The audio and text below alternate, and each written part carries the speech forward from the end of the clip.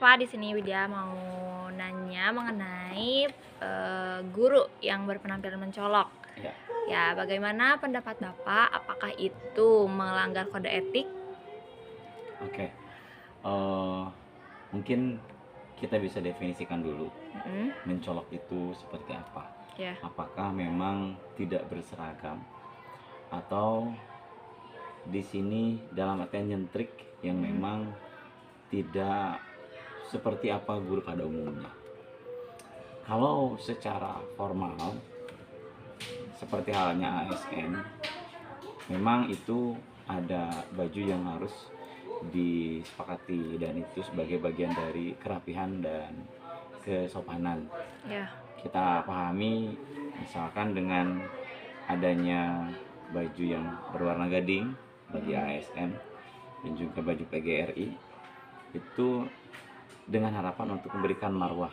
Nah, mhm, dari sana namun muncul juga ada guru-guru yang memang tidak sesuai.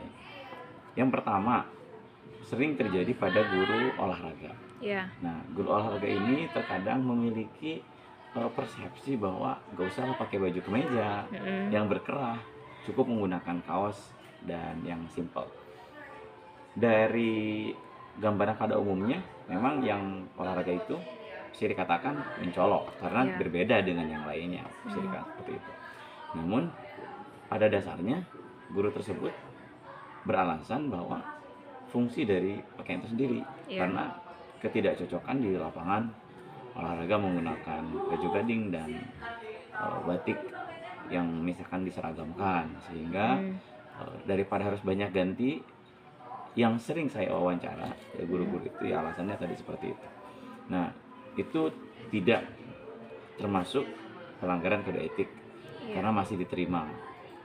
Lalu apalagi yang sekiranya menjadi kode etik atau ada pelanggaran atau hal yang keluar dari kode etik biasanya adalah baju-baju yang keluar dari norma.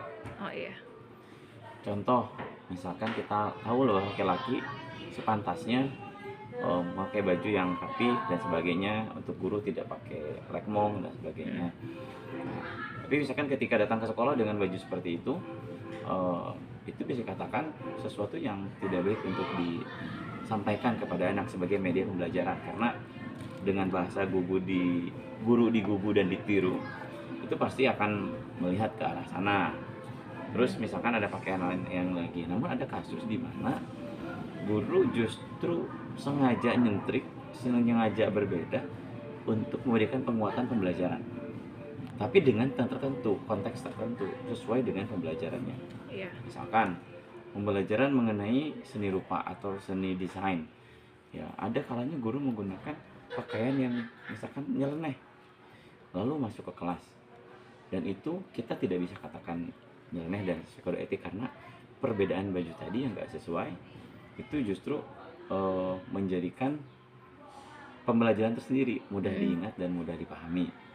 Hanya memang sepantasnya guru memiliki eh, baju dan penampilan yang sesuai, yang ramah untuk anak, nyaman untuk anak, terlihat sopan dan intinya bagi gurunya sesuai norma dan menutupi diri sehingga tidak terjadi hal yang persepsi yang tidak bagus dari anak. Itu ya oke. untuk baju.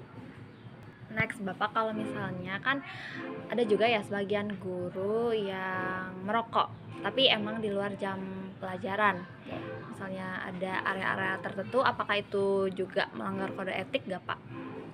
oke. Eh, Kalau dari segi pendidikan, Mhm, merokok di lingkungan sekolah itu pada dasarnya sungguh tidak baik ya, dan tidak bagus khususnya di lingkungan pendidikan. mhm, Tapi kita harus pahami juga bahwa di luar lingkungan itu kita tidak bisa ngejudge bahwa orang yang merokok adalah orang yang tidak baik. mhm, Nah, mungkin beberapa orang justru dengan merokok eh, bisa lebih menutup diri dengan hal yang tidak baik. Ada. mhm, Tapi sekali lagi kalau di lingkungan pendidikan, di lingkungan sekolah, sebagai kode etik profesional dari nilai kepribadian seorang guru itu sebaiknya tidak dilakukan merokok di lingkungan sekolah. Nah, kalaupun ada di lingkungan itu, di sekolah itu ruangan khusus untuk merokok, eh, bisalah dijadikan sebagai eh, alternatif untuk menurunkan tadi pelanggaran kode etik. Hanya tetap eh, ketika disediakan seperti itu juga, pada dasarnya orang atau anak-anak itu akan memiliki persepsi tersendiri terhadap, wah ini kayaknya udah disediakan, kayaknya boleh deh kalau seperti itu. Ada hal seperti itu, maka ada beberapa sekolah-sekolah yang memang ya tidak disediakan, ya udah gak usah gitu kan, gak usah merokok di depan siswa seperti itu. Ya, oke. Solusinya apakah guru-guru yang mempunyai sikap tersebut harus dikeluarkan gitu atau ada pemecatan? Bagaimana, Pak? Oke. Untuk yang baju atau yang merokok? Keduanya. Keduanya. Oke. Kalau ada guru yang melakukan pelanggaran kode etik tadi, kita lihat sesuai dengan pelanggarannya. Kalau misalkan hanya baju, tentu dari sekolah memiliki aturan tersendiri, tidak langsung semerta-merta dipecat. Tentu ada dikomunikasikan dan pembahasan juga. Kalau di ASN ada sidang kode etik gitu ya, seperti hanya di Polri atau di TNI ada juga sidang pelanggaran kode etik. Nah, namun kalau untuk baju, selama itu kan bagian dari norma sosial Ya. itu masih bisa dikomunikasikan, dikumpulkan, dan kepala sekolah lah yang berperan karena sebagai manajemen di bagian sekolah untuk diingatkan. Nah, kalau untuk merokok mungkin ini lebih tinggi dari yang baju tadi. Ya. Ada teguran-teguran. Kalau untuk merokok baik itu tertulis yang harus ditandatangani berupa peringatan, maupun yang tidak tertulis teguran secara langsung atau secara pemanggilan.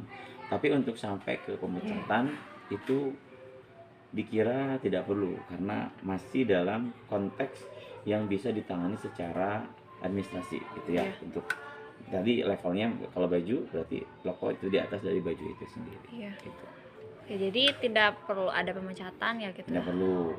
Tapi misalkan kalau sampai mengajak anak untuk merokok atau hal-hal yang memang berpengaruh kepada peserta didik, karena pada dasarnya sekolah itu guru dan anak transaksional, diberikan pembelajaran baik di dalam kelas maupun di luar. Kalau sampai memberikan pembelajaran tentang merokok ini, misalkan ada hal-hal yang justru bikin semangat untuk anak merokok lagi, nah itu baru. Tapi untuk lingkungan dia sendiri dihadapkan dan sebagainya, itu masih kita bisa berikan sanksi administratif saja, tidak sampai ke pemecatan. Seperti itu. Baik Bapak, terima kasih atas jawabannya dan terima kasih atas waktunya. Terima kasih. Ya.